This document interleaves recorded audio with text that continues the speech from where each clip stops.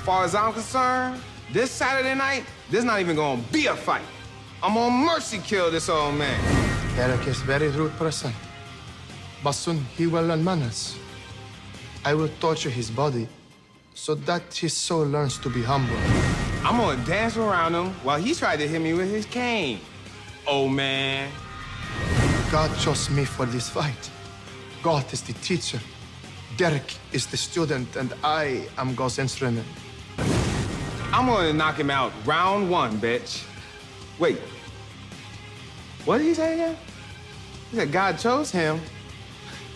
That doesn't even make sense, really. Hey YouTube land, Anders there doing another action figure review, and today we're having a look at something pretty cool. This is the Black Legion Abbadon The Despoiler. Now this is from Joy Toys Warhammer 40,000 range.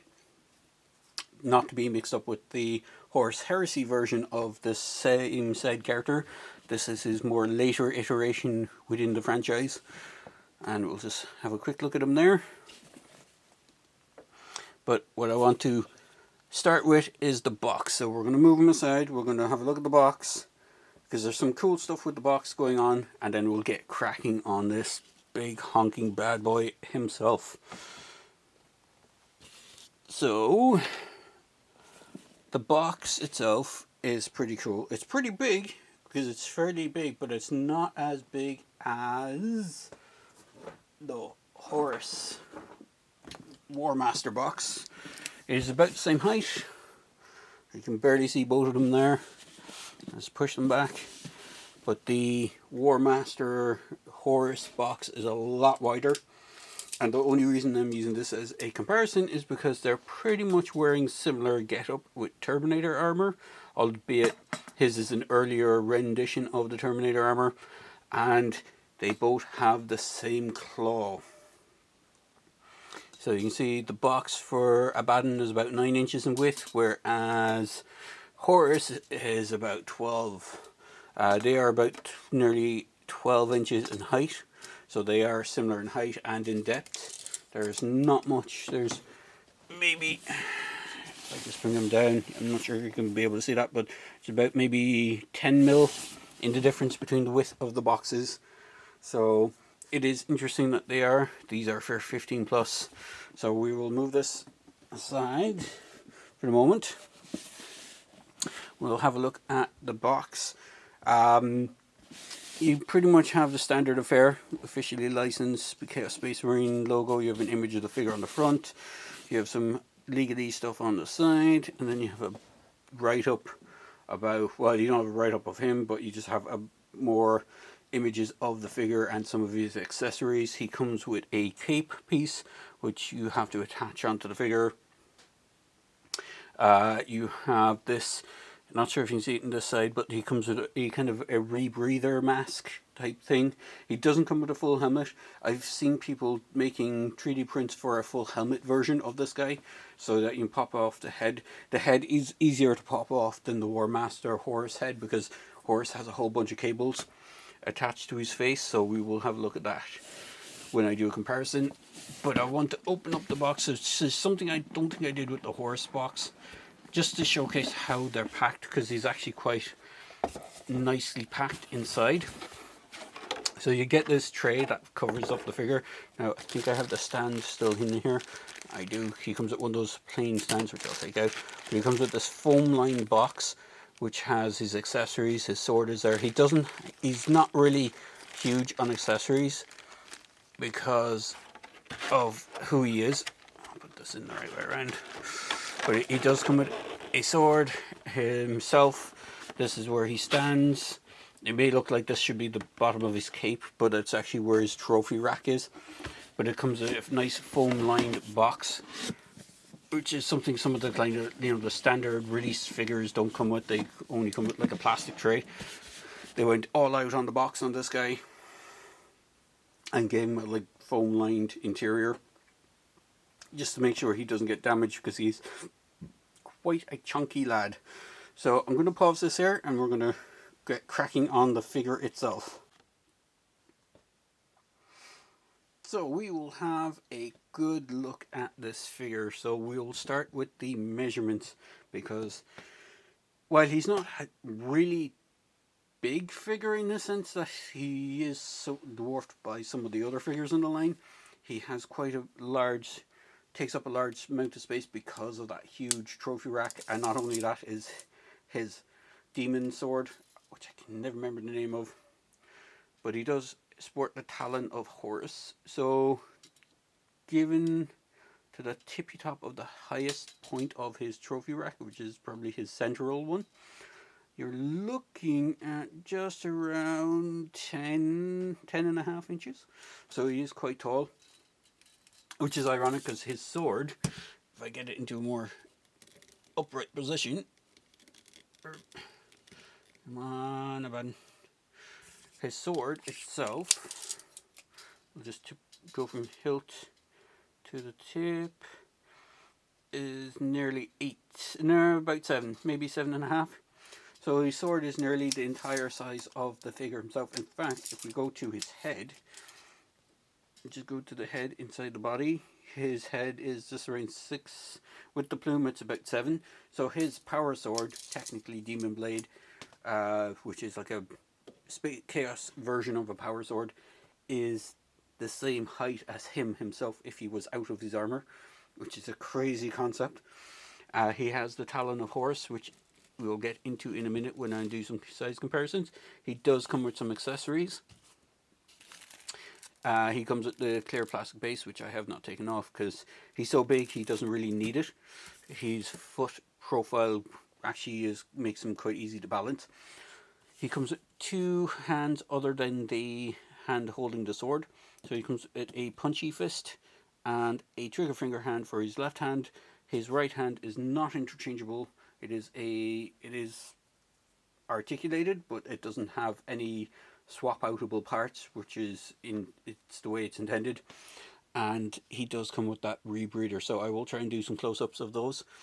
I'll try and flush them in somewhere. But for now, we shall have a look at the articulation on this guy. The one thing that is a kind of an annoying part with him is this capey cloak thing that he has. It plugs into one of the spikes on his back up here, and the other one is intended to plug onto one of the spikes, or the 2 spikes on the front of his shoulder pad. It does kind of get in the way a bit. It is removable, so you can take it out of that if you don't want it, but it's his iconic look, so you can take it off altogether. And he doesn't have, it's like a wolf, looks like a space wolf pelt, one of the, the large dire wolves that they ride around on. But then you have, when you have that taken off, you have his mark of chaos on that side. You have the Eye of Horus, I believe it is, on that side, because it goes along with his talon. You have his trophy rack, which has at least 4 skulls from, I want to say they're human skulls, but they're fairly big, so I'd imagine they're other space marines that he has taken out. This one looks to be an Inquisitor skull. You have a Tyrannid skull. More than likely it's a Tyrannid warrior, because it's fairly big. Doesn't look like it would be a gaunt skull. It looks bigger, but it doesn't have the big kind of cresty bits that the warriors are known for. It does look like it's a termagant skull, but it's so big it must be something bigger. And then you have what looks like a Blood Angels Space Marine helmet impaled on one of these spikes. The spikes are slightly kind of gummy. They're fairly solid actually, but this middle one seems to be movable for some reason. I don't know if it's just something to be wary of, but it is a solid piece on his back, so just be aware that it's not really intended to be removed. He has a head on a ball joint. His hair plume is actually on a ball joint because the way they show him in the box is like this, but you can rotate it and move it out of the way. His head does have 2 pipes going in and out of his head. I'll try and get some close-ups to show you what I mean, but it does hinder his little movement a bit. The plume more hinders it than the actual pipes, because you can't push the head right back because this thing gets in the way. Otherwise you'd probably be able to push it more further back into the Terminator armor that he's wearing. He does have a plethora of piping going around him, so you have to be careful with that on the articulation. But his arms can stretch out that much.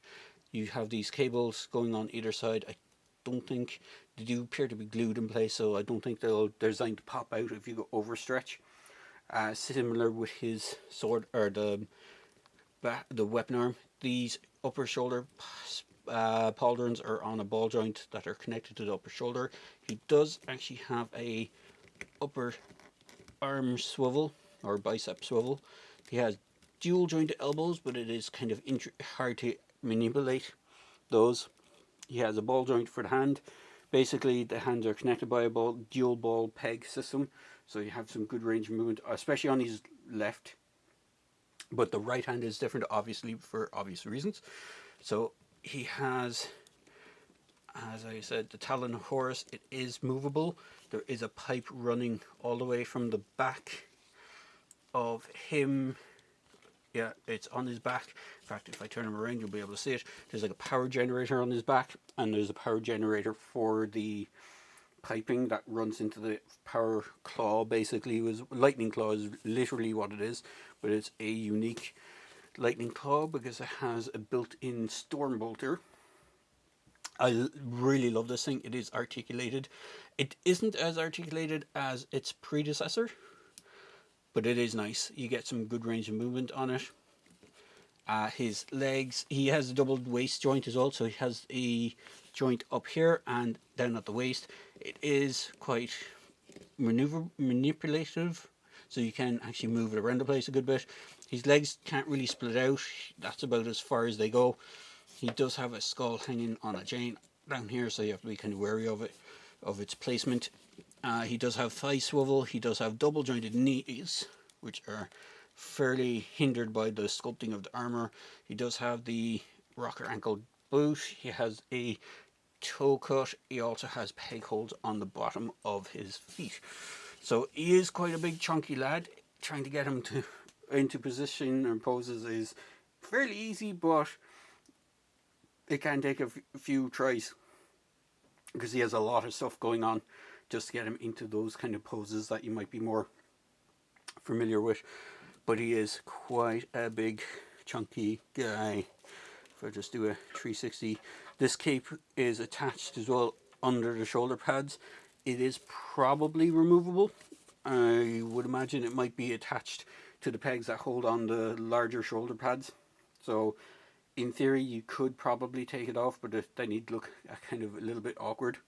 So we're going to bring in a size comparison for a more standard Space Marine, which is, we're bringing one of his previous Legionnaires.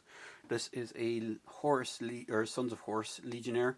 Technically they are from the same chapter, because when Horus basically leaves through whatever means necessary you want to put it, he shuffles off the mortal coil.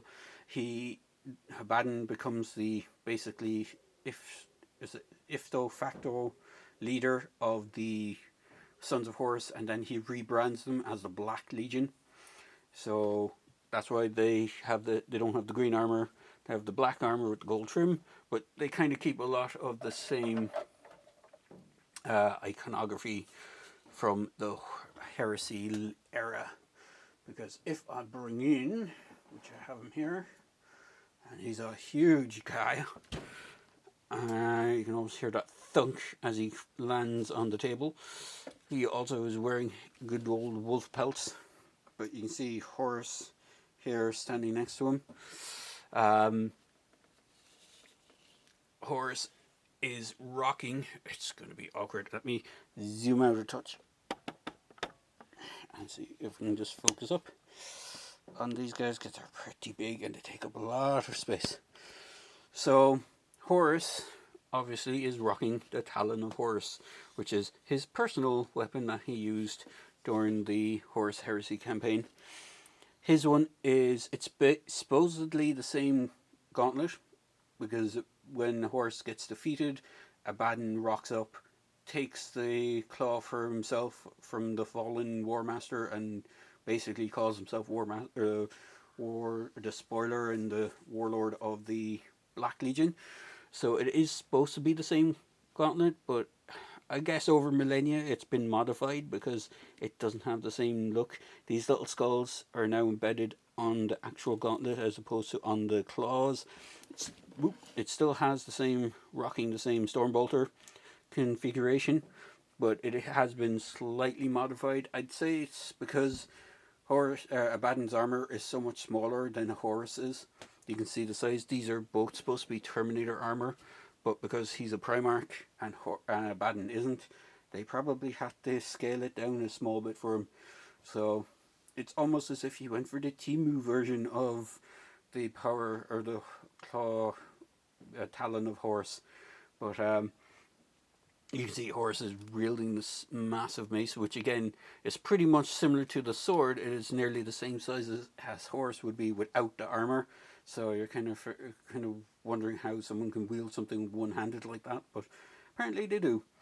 But overall, Abaddon or Abaddon, I'm not sure if I've always pronounced this Abaddon, but some people call it call him Abaddon.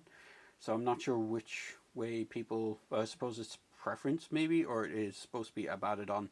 But I love this figure. It is really cool. I don't really have many of the other Black Legion figures that are in scale because they redid some of them and they scaled them up to more fit in with this guy. I have some of the earlier ones who are dinky. They actually are.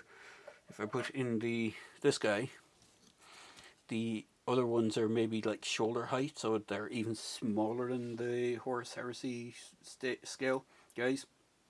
But Abaddon looks really, really good in amongst them, leading them into the fray. So I'm going to wrap up here. I'm going to try and keep this nice and tight and nice and short. I'll try and throw in some close-ups throughout the video of the figures, but they are really cool. So I do recommend picking them up. I got this guy from not Big Bang Comics, sorry, Dublin City Comics here in Ireland. They were gracious enough to let me pay him off over time with installments, because he is pricey enough. Like, he straight out, I think he was $190, I think is the price tag still on his box. I do not believe it is. I think he was around the one. He wasn't as expensive as Horus, but he is up there in price compared to the other kind of 40k stuff. So, but they were, as I said, gracious enough to let me pay for him over the course of time and pay him off in installments. So I will throw a link to their website if you can. They might be able to order them in again if they don't have them in stock, or they might have something else in stock that may tickle your fancy. So there you go, guys. I'm going to wrap up here, and as always, please feel free to like, comment and subscribe. Please hit the like button. The more likes I get, the more traffic I can get to my channel, and the more I can grow my channel. So if you can do that for me, that would be much appreciated. Cheers, guys. Thanks for watching.